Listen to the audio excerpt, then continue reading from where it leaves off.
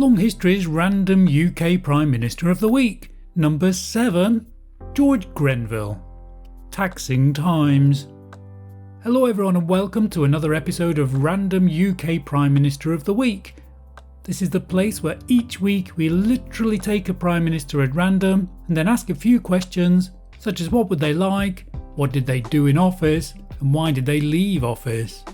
Along the way, we like to paint a picture of the times. So if you like that, don't forget that we've already covered lots of Prime Ministers here on Long History. So feel free to explore your podcast provider or longhistory.net, our website, where you'll find all our episodes. Today's Prime Minister, arguably, set off the events that would lead to the American Declaration of Independence. The clue is in the title. This is Random UK Prime Minister of the Week, number 7, George Grenville. Taxing Times. Yes, Frederick North is often blamed for the loss of the 13 colonies. He was the Prime Minister when the 13 colonies declared their independence in 1776, but George Grenville is perhaps the man who prompted those events. During his premiership between 1763 and 1765, we'll look at what happened in this episode. He seems to have been the very template of an 18th century politician. He had the most typical education of politicians, as we'll see. He was the son of an MP, and he even married the daughter of a wealthy politician. Moreover, Grenville would be one of only 2 prime ministers whose son also became prime minister. The connections don't end there, however, because his brother-in-law, William Pitt the Elder, was also prime minister, and he was the other man whose son became prime minister. Politics was a very small world in those days.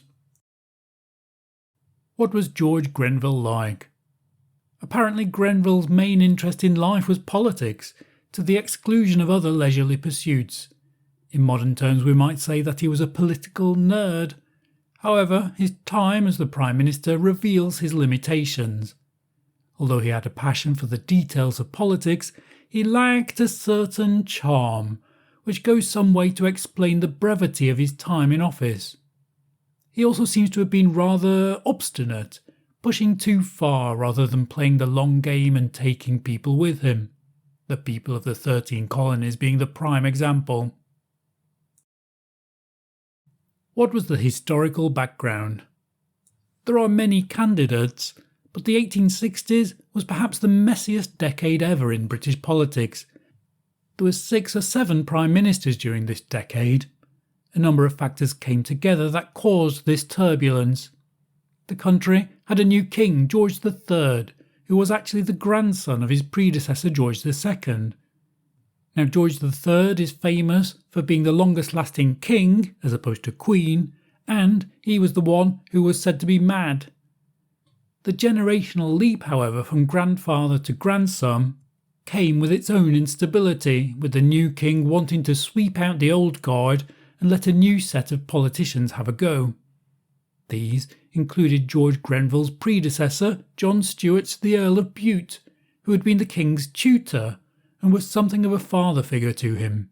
George II had pushed him into office, pushing out Thomas Pelham Holles in the process.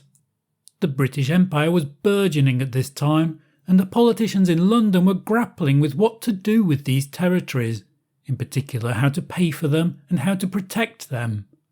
When George Grenville became Prime Minister, the 7 Years' War, a war which had spanned Europe and the North American colonies, had only just come to an end. Now it had to be paid for. The United Kingdom at the time. In the 1760s, there were around 8,100,000 people in England, Wales and Scotland. Ireland had around 3.2 million just before the 1760s. During that decade, a worker in the Staffordshire pottery industry might earn 9 shillings per week, which would be £116 in today's money, or $145 per week. During the 1760s, things weren't going particularly well in the country, as food prices rose due to a series of bad harvests. This, along with the debts caused by that 7 Years' War, meant that taxes became a big issue. the United States at the time. Well, of course, the US as an independent country did not exist yet. The 13 colonies, however, were a key issue during Grenville's premiership. After the 7 Years' War, Grenville decided to reduce the size of the army, but also decided that the army in North America needed to be placed on firmer financial foundations.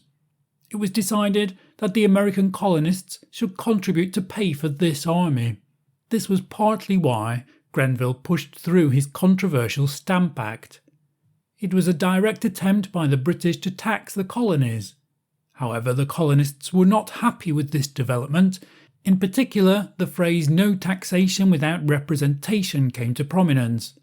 If the colonists were to pay taxes, they wanted to have direct representation in British Parliament.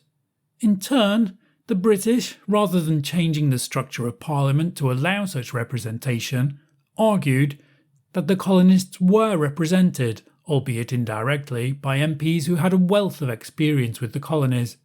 However, this wasn't enough for the colonists, who'd already set up their own governance systems in their colonies. Who could vote during those years?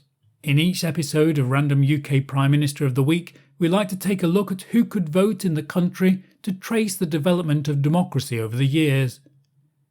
And at this point in British history, the split between parliamentary power and the King's power had happened, but there was still work to be done to turn the country into a more representative democracy. At this time, for example, seats in Parliament could be bought, and George Grenville was himself one of the beneficiaries of this system, when, in the 1840s, he became MP for Buckingham. The seat was a so-called rotten borough, which through a historical quirk had few voters. In this case, the Grenville family controlled the borough and its 13 voters. It wouldn't be until the 1830s that these rotten boroughs would be dismantled, and in the meantime voters were members of the landed gentry and the aristocracy only. What was Grenville's background? As we've stated, Grenville came from a particularly political family, 1712 being the year he was born. He had the most typical start to life possible of any Prime Minister.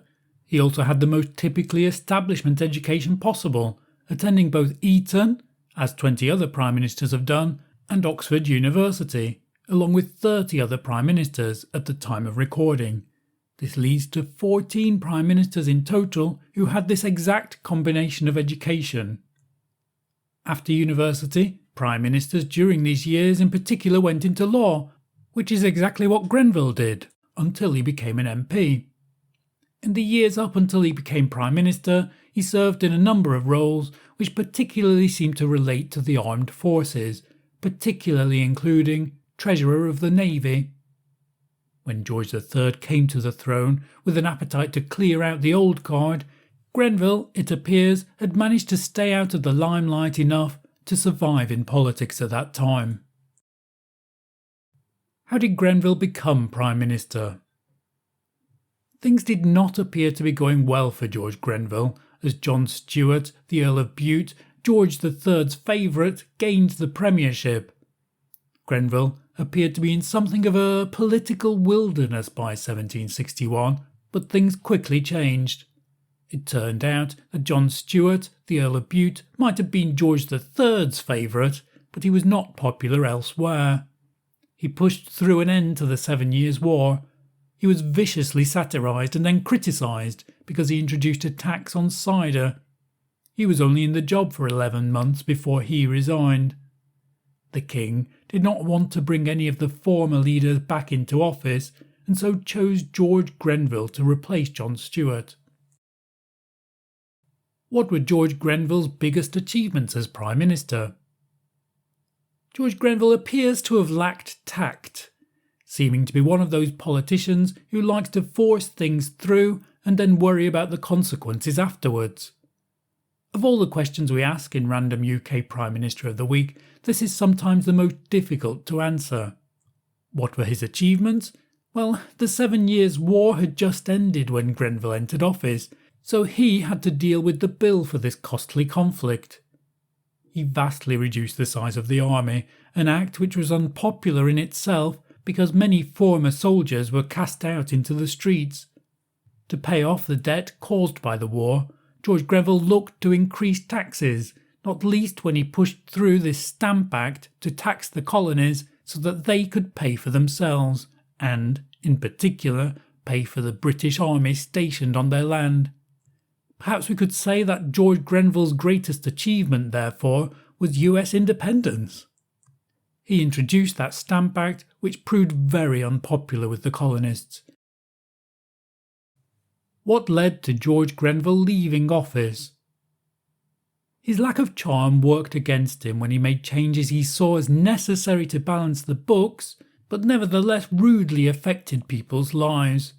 George Grenville seems to have been a serious, dry man who wasn't particularly popular, not least with George III, who eventually forced him out of office. Although Grenville's predecessor, John Stuart, the Earl of Bute, had resigned, Grenville complained that he still had too much influence with the king. The American colonists, in the meantime, were not just unhappy with the new taxes, they were rioting, and Americans were refusing to import British goods. George III eventually lost patience with Grenville, more because of his complaints about the influence of his predecessor than anything. Grenville insisted that his own ability to govern was being undermined, in what was perhaps a self-fulfilling prophecy. George III replaced Grenville with Charles Watson Wentworth, the Marquis of Rockingham, who, seen as a fresh start, withdrew that unpopular Stamp Act. Why should we remember George Grenville? Well, the beginning of wars is always a subject of debate, but it was George Grenville's introduction of the Stamp Act and the declaration that he wanted to tax colonists even though they did not have any direct say in the Parliament that taxed them, that is commonly agreed to be the event that pushed the Americans to declare independence. Other than that, Grenville's most memorable records are as one of only 2 prime ministers whose son also became prime minister. He does stand out as a particularly typical prime minister of the time. It goes without saying that he was white, male and rich, but he also had the most standard education possible. He was related to more than one other prime minister, and he certainly had other relatives in politics. He seems to have been quite a diligent administrator. Perhaps he was quite good at pushing things through, but he doesn't seem to have been a people person. With a bit more charm and less stubbornness, he might have done much more, but as it was, we can at least say that he contributed to the independence of the United States. Thank you everyone for listening to this episode of Random UK Prime Minister of the Week. The 1760s, in terms of Prime Ministers, was the most productive decade in British history, with a quick series of 6 or 7 Prime Ministers during that decade. Of those Prime Ministers, however, George Canning does stand out as the one who provoked US independence. If you like that episode, please do, before you move on, give it a like and share it with any like-minded people. As we stated previously, we've got many other of these episodes now on Random UK Prime Minister of the Week, including one about Frederick North, who was that Prime Minister during the time when the US declared its independence.